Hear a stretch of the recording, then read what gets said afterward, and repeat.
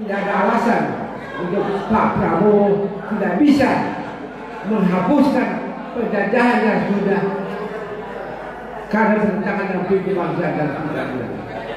Dan penjajahan itu adalah oligarki yang merusak bangsa dan negara. Maka segera kejahatan oligarki harus dihapuskan. Reformasi dan agenda-agenda reformasinya. Sayyidy Assadri, tepuk tangan buat Sayyidy Assadri.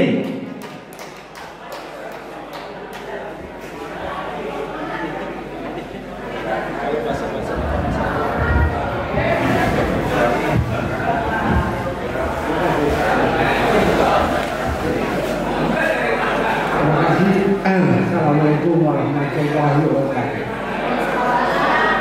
Yang saya hormati bapak, ibu, para tokoh nasional yang hadir kembali. Saya hanya mau bicara untuk mendukung kehadiran tokoh-tokoh. Karena kalau saya ngaku diri sebagai tokoh juga belum tentu saya tokoh. Jadi saya nggak mau masuk dalam urusan tokoh. Mungkin ketokohannya dibutuhkan untuk jadi artis saja. Mungkin ketokohannya dibutuhkan sebagai artis untuk komunikasi. Bapak Ibu saudara sekalian yang saya cintai, dari tadi pembicaraan sudah banyak sekali. Dan rasanya hampir tidak ada lagi judul baru yang bisa saya tambahkan, kecuali menggarisbawahi apa yang disampaikan. Saya terus terang senang ada kehadiran Pak Sugeng Waras, ada Pak Purnomo, ada ibu-ibu sekalian yang saya tahu bahwa selama ini berjuang luar biasa. Tadi disebutkan bahwa saya tokoh partai reformasi. Memang dulu waktu reformasi terjadi dibutuhkan sebuah partai untuk mengusung reformasi supaya berlangsung bangsa. Saya salah satu pendiri dari partai itu. Kemudian jadi presiden dari Partai Demokrasi Kebangsaan. Tapi saya kira tidak menarik lagi seperti Pak Refli Harun sudah bilang, saya ini orang partai ini, orang partai ini. Saya kira sudah lepas lagi sekarang. Karena sebagai pendiri saya hanya berada di luar menganggap keadaan di dalam tempat. Bapak Ibu saudara sekalian yang saya hormati, karena negara kita adalah negara hukum. Kalau negara tidak memiliki hukum sebagai dasarnya, maka negara itu tidak ada. Dasarnya hukum adalah pada etik. Kita tidak punya lagi dasar etik yang bisa dijadikan sebagai acuan. Etika itu adalah sumber kekuatan kita. Dalam pembukaan Undang-Undang Dasar 45, sebelum batang tubuh ada kerangka etik, yaitu pembukaan Undang-Undang Dasar 45. Jadi demi prinsip etik itu, kalau kita kehilangan rujukan dalam sistem etik, kita tidak tahu mana yang benar dan mana yang buruk. Semua berlangsung, semua bisa berlangsung hukum riba, dan ini yang terjadi hari ini. Bapak Ibu saudara sekalian, maukah kita selamatkan negara kita? Maukah kita selamatkan negara kita? Siapa yang lagi? Maka caranya adalah kita harus selamatkan hukum kita. Supaya hukum bisa selamatkan, maka Jokowi harus diadili. Tanpa ada pengadilan kepada Jokowi, maka masa depan kita tidak ada dasar hukum. Yang terjadilah adalah hukum dulu. Tetapi untuk bisa melakukan kerja-kerja perjuangan seperti itu, kita harus punya energi. Dari mana ke energi? Energi itu adalah ketaatan, keimanan kepada Allah SWT. Tanpa keimanan kepada Allah, tanpa keyakinan tauhid, maka kita tidak punya energi untuk melakukan. Ada di satu tempat saya katakan, energi itu misalnya berasal dari soal yang sederhana. Jangan lupa sholat subuh, karena sholat subuh adalah sumber daya yang diberikan Allah Subhanahu wa taala sebagai kekayaan yang diberikan kepada kita. Dalam Al-Quran sekali disebutkan washubi idza tanafas, demi waktu subuh yang bernafas. Jadi marilah saudara-saudara sekalian kita rebut energi itu dari nafasnya subuh, kemudian kita kembangkan energi itu untuk melakukan pembersihan terhadap dominasi kekuatan jahat yang ada di Indonesia.